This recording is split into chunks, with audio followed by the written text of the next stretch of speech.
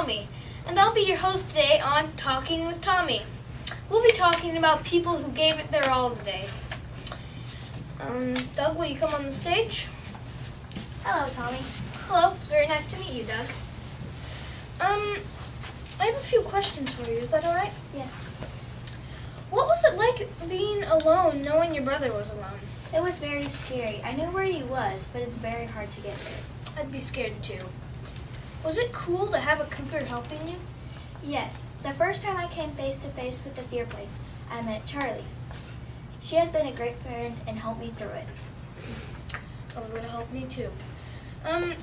What was it like crossing the fear place? It's very hard and scary. I try not to look down. I'm glad I made it over safely. How high was the ledge? The ledge was about 600 feet. No way! Oh my god! That is very high. Was there a point when you were climbing where you weren't scared? Well, there was a point when I was climbing that I was scared. Because when I looked down off the ledge, I just got very scared. I would have been scared, very scared actually. So I heard you startled a bird and saw it again. Yeah, when I was climbing, I did startle a bird. And then I saw it again when I was crossing the ledge. It was so close to me, I could hear its wings flap.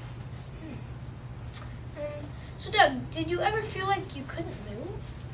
Yeah, when I stopped on the ledge and I looked down, and then I felt that I couldn't move because it was so far down. So what happened whenever you stopped, Doug?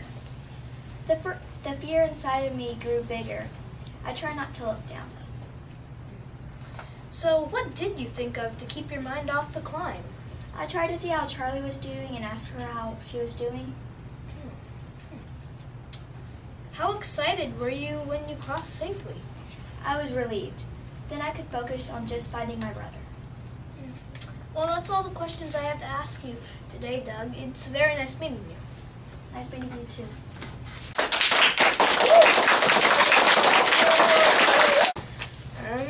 Next we have May. Go on the stage.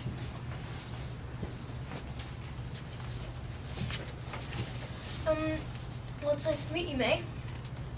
Meet you too, Where and when were you born? I was born October 17th, 1956 in Decatur, Alabama. Do you like being history books? Yes, if reading about me encouraged someone to work hard to reach those dreams, then yes, I like it. I probably would too. Do you still go up in space now that you are 54 years old? I was almost 36 years old when I went into space. Alan Shepard was the oldest astronaut at the age of 47. I would like to go up into space again, but I am too busy running my own company. What was it like to be the first African-American woman to go in space? It was an honor, but I also thought I was representing all the children who set a goal and were able to reach that goal.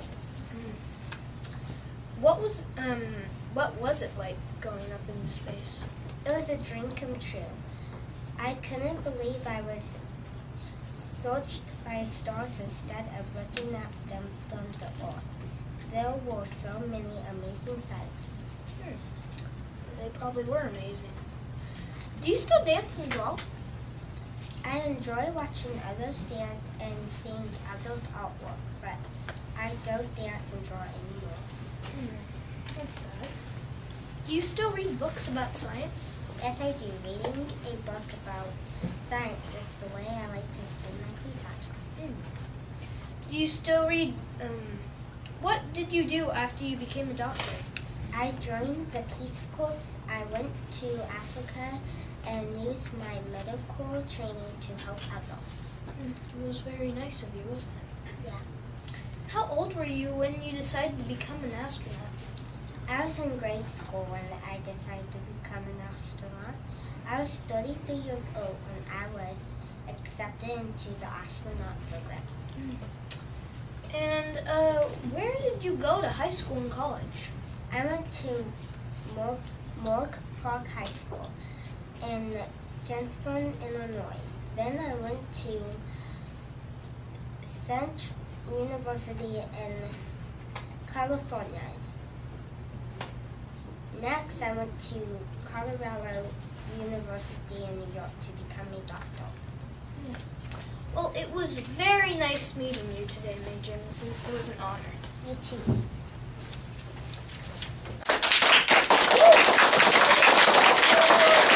Well, we'll be right back after these commercials from our sponsors. Have you ever been in a situation where you don't have a doo-doo bag? I have, but luckily I found a doo-doo bag holder. It even attaches to your leash. If you call right now, you'll get a whole bag of happy, healthy dog treats. And you will also be entered in a contest to win a lifetime supply of dog food. So call now. The number is 1-800-123-4566. We care! Next we have Dusty. Would you come on the stage, Dusty? Very nice to meet you, Dusty. Hello. Is it okay if I ask a few questions? Yeah, sure. First of all, Dusty, were the dogs jumpy and excited before the race? They were very excited and jumpy. We had to use 5 people to keep them down. I was wondering how many dogs do you have? I have 10 wonderful dogs. They must be. Was this your first time racing, Dusty? No, actually, it was my second time racing in the junior Iditarod. What was it like? What was it like first time racing? Well, it was okay, but I got lost in the course, so my second time went better. Yes, bet it did. I know you stopped at the checkpoint, but did you sleep at it? I had the opportunity to sleep, but I decided to stay up and help the other racers that came in after me. It's very generous of you. What are some of Musher's fears? Our first fear is a moose because the dogs can look like wolves and then the moose will charge. Our second fear are the dogs getting tangled up because it can suffocate them. Well, I'd never guessed that. At the pit stop, did your dogs sleep on snow? No, that's one of our many chores. We have to lay down hay so their feet don't freeze. What did you eat for dinner? Well, since we have to make our dinner, we ate beef and other dry foods. I understand you won. Did anyone think you cheated? At first, some people did think I cheated, but when you saw the dogs, they were still happy and ready to go farther, like the race was just a warm-up. Oh, that was pretty weird, wasn't it? So how did you feel when you won? It felt great, but even if I would have come in last, I still would have had a smile on my face. Oh, well, it was really nice to meet a junior Iditarod champion.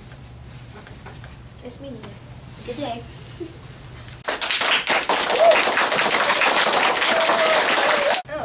Eric. Hello, Eric. Nice to meet you. When and how did you go blind? Well, it was at the age of 13, and it was because of an eye disease. Why did you climb it? I wanted to be the first blind person to do it, and I thought it'd be really fun and cool. Must have been fun and cool. How do you feel accomplishing these goals you've reached? It feels great, and it just makes my life twice as better than it already was.